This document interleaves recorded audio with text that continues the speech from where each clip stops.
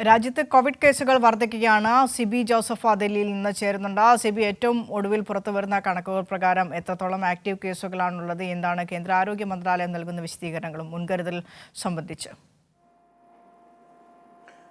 വിനീഷ, കേന്ദ്ര ആരോഗ്യ മന്ത്രാലയം പുറത്തുവിട്ട കണക്ക് പ്രകാരം ഇപ്പോൾ രാജ്യത്ത് കോവിഡ് കേസുകൾ ദിനംപ്രതി വർദ്ധിക്കുകയാണ്. ഇന്നിപ്പോൾ ഈ കോവിഡ് കേസുകളുടെ എണ്ണം 7000 കടന്നു എന്നുള്ളതാണ്. അതായത് ഇന്ന് മാത്രം 306 ആക്റ്റീവ് കേസുകൾ കൂടി റിപ്പോർട്ട് ചെയ്തതോടെ 7121 കോവിഡ് ബാധിതർ രാജ്യത്തുണ്ട് എന്നുള്ളതാണ് ഇപ്പോൾ കേന്ദ്ര ആരോഗ്യ മന്ത്രാലയം നൽകുന്ന റിപ്പോർട്ട്. അതോടൊപ്പം തന്നെ 6 മരണങ്ങൾ കൂടി ഈ കഴിഞ്ഞ 24 മണിക്കൂറിനുള്ളിൽ രാജ്യത്ത് റിപ്പോർട്ട് ചെയ്തു. അതിൽ ഏറ്റവും കൂടുതൽ മരണം കേരളത്തിലാണ്. കേരളത്തിൽ 3 പേർ കോവിഡ് ബാധിച്ച് മരിച്ചതായി സ്ഥിരീകരിച്ചു. അതോടൊപ്പം തന്നെ കർണാടകയിൽ 2 പേരും കൂടാതെ മഹാരാഷ്ട്രയിൽ ഒരാളും കോവിഡ് ബാധിച്ച് മരിച്ചു എന്നും ഇപ്പോൾ റിപ്പോർട്ട് ചെയ്യുന്നു. അതോടൊപ്പം തന്നെ ഈ ഒരു തരംഗത്തിൽ ഇതുവരെ ഇപ്പോൾ 74 പേർ കോവിഡ് ബാധിച്ച് മരിച്ചതായും ഇപ്പോൾ കേന്ദ്ര ആരോഗ്യ മന്ത്രാലയം പുറത്തുവിട്ട ഈ കണക്കുകളിൽ പറയുന്നു.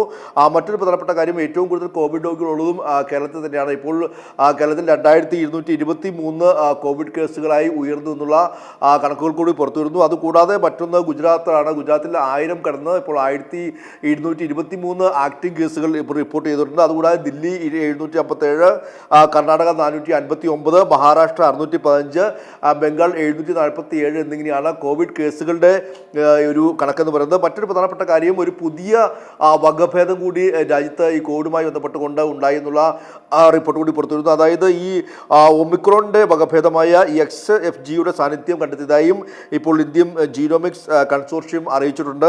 എന്തായാലും അതീവ ജാഗ്രതാ നിർദ്ദേശമാണ് നൽകിയിട്ടുള്ളത്. എങ്കിൽ പോലും ഭയപ്പെടേണ്ട, ആശങ്കപ്പെടേണ്ട സാഹചര്യമില്ല. പക്ഷേ എങ്കിലും ഈ കോവിഡ് രോഗികളുടെ എണ്ണത്തിൽ ഒരു വലിയ വർധനവ് ഉണ്ടാകുന്നുണ്ട്. അതിപ്പോൾ 7000 കടന്നിരിക്കുന്നു. ഓരോ ദിവസവും ഇത്തരത്തിൽ കോവിഡ് രോഗികളുടെ എണ്ണം വർദ്ധിക്കുന്ന സാഹചര്യമുണ്ട്. അതേസമയം തന്നെ രോഗമുക്തി നേടുന്നവരുടെ എണ്ണവും വർദ്ധിക്കുന്നുണ്ട്. 8000-ഓളം പേർ ഇന്ന് രോഗമുക്തി നേടിയിട്ടുണ്ട്. എങ്കിലും മരണസംഖ്യ വർദ്ധിക്കുന്നതും ഒരാശങ്ക തന്നെയാണ് വിനീഷ.